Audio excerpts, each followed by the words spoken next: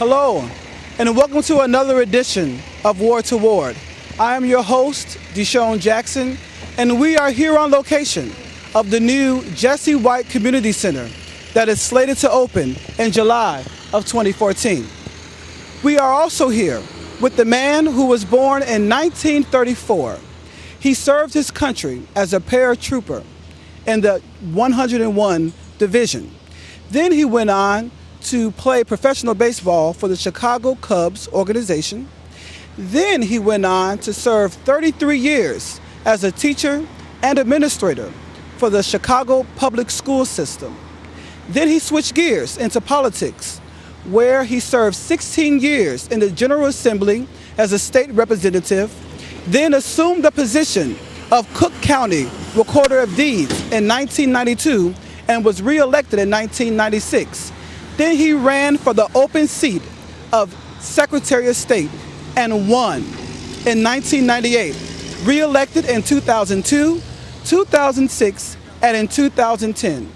I would be remiss if I did not say that this year marks the 50th year commemoration of the March on Washington and the famous speech by Dr. King, which is, "I have a dream." I present to some and introduce to others the Honorable Secretary of State, Mr. Jesse White. Mr. White, in 1959, what gave you the courage, the temerity to start the Jesse White tumbling team when all of the racism and different things were going on in the city of Chicago at that time? Well, I had just signed a contract out of college to play baseball for the Cubs. And 4 days before going to spring training in March of 1957, instead of going to spring training, I ended up going to basic training. I was drafted into the Army. And while I was there, I decided I want to learn how to jump out of airplanes. So I went on the Fort Campbell, Kentucky for jump school. And after I completed my tour of duty, I came back to Chicago, put my uniform in the closet, got my ball, bat, and glove, flew off to Mesa, Arizona for spring training with the Cubs. And for the next 8 years, during the off-season, I taught school in the day, worked for the Park District at night.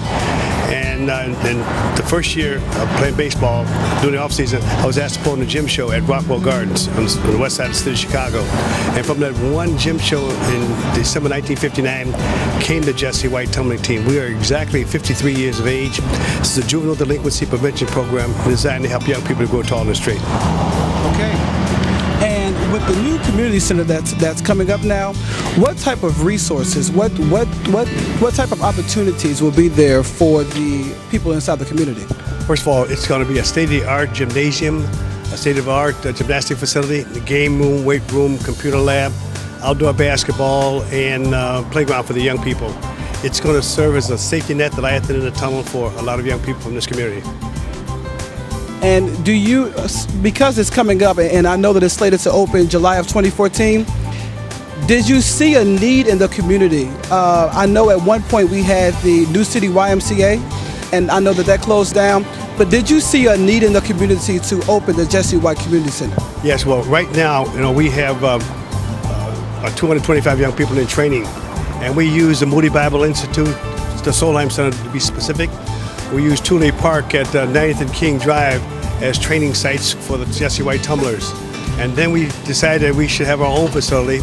And so thanks to the city of Chicago and people of goodwill, we were able to put the funds together to build this wonderful edifice. Fantastic. Okay. And then switching over to the organ donating program, are there any updates? Have any lives been saved due to the program which you spearhead? A lot of lives have been saved. See, in Illinois, we have 5.3 million Illinoisans who have become organ donors.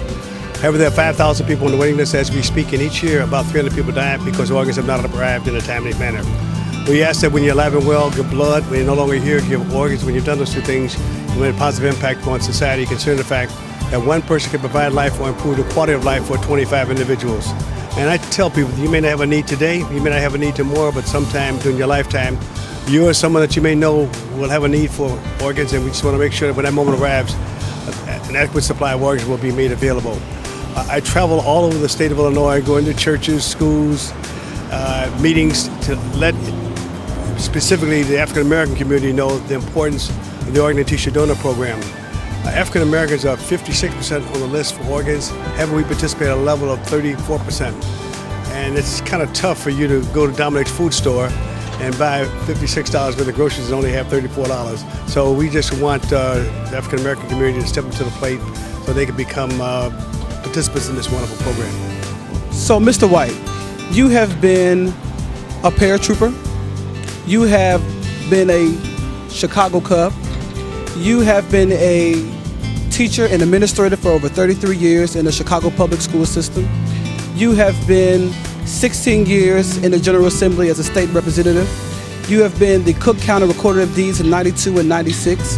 And now you are the second longest serving Secretary of State in Illinois history. What does this community center mean to you? Well, first of all, I'd like to share with you my background too. I was a gymnast as a kid. I taught gymnastics in college, and I taught for the Board of Education Park District and YMCA. I taught school for 33 years. This program serves as a safety net, the light at the end of the tunnel for a lot of young people. It's also a place where kids can come to become better educated, better informed. We are recruiting about 100 people a day to participate in this program so they can serve as big brothers, big sisters, and counsel and provide guidance and give these young people the tools that they need in order to become productive citizens in our society. Fantastic. And do you believe, I know that, as I said, there's a lot of things that you do, and you will go down in history as one of the greatest politicians that we have ever known. But do you believe that the Jesse White Community Center will be your legacy? It quite possibly could be, but we've had over 13,500 young people to come through the Jesse White Tumbling Team program. And last count to our knowledge, only 115 have gotten themselves into trouble with the law. It's been after combat juvenile delinquency. Out of our 325 young people, we will do about 1,500 shows a year. And when we turn down about 300 requests, can I put them into our schedule? The young people who are performing in a program called America's Got Talent, a lot of those young people were a part of the Jesse White Tumbling Team program. And so I just believe that when you get it, you give it back. You come through this world and become successful. You do what you can to make society a better place in which to live. And I also believe, too, that every day you should do something good for someone. And so I pride myself in that. If I can't do that every day, I'm going to have trouble sleeping at night.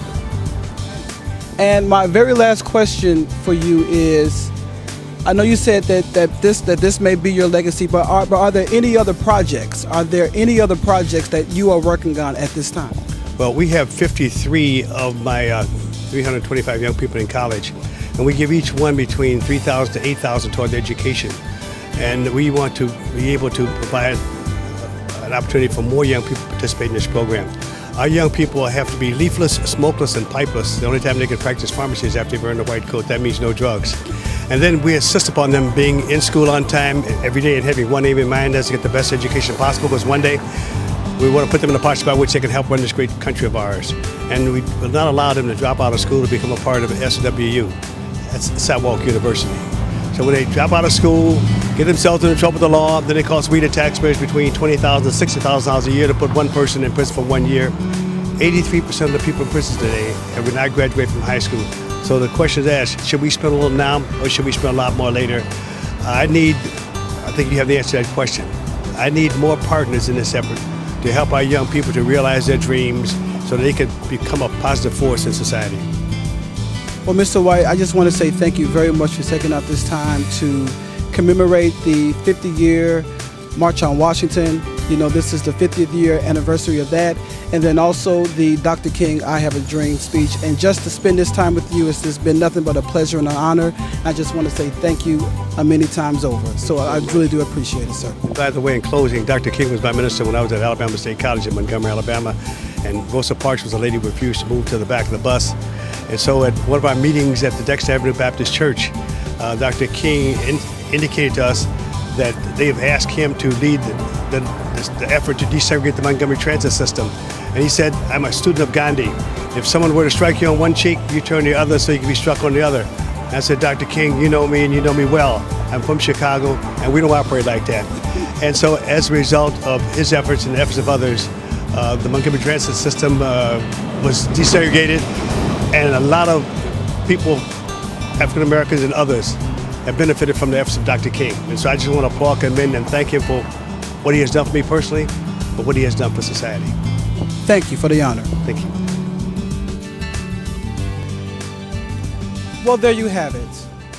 Mr. Jesse White is just living proof that you can do whatever you want to do with your life. And he shows me, just as a mentor, that you need to take responsibility for your own life. And that is a African-American man, as I said, in the commemoration of the 50th year of the March on Washington. That is a man who took advantage of his opportunities and did the very best that he could, and giving back to his community. So once again, we say thank you, Mr. White, for all that you do, and please keep tuning in to Ward to Ward. We'll see you again on the next edition.